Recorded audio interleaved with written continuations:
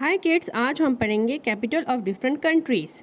जैसा कि कौन से कंट्रीज़ डिफरेंट कैपिटल्स होते हैं कंट्रीज़ के। First of all UK, United Kingdom. United Kingdom का होता है London. London is the capital of UK. America, Washington DC. America का वॉशिंगटन डीसी। पाकिस्तान का इस्लामाबाद है capital. Now here comes India. India का कैपिटल है न्यू दिल्ली। न्यू दिल्ली। सऊदी अरब का कैपिटल है रियाद। सऊदी अरब का कैपिटल है रियाद। फ़लस्तीन का कैपिटल है मिनाज। ओके, फ़लस्तीन।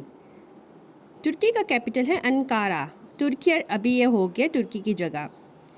कनाडा का कैपिटल है ओटावा। बांग्लादेश का कैपिटल है ढाका। ओके, ढाका।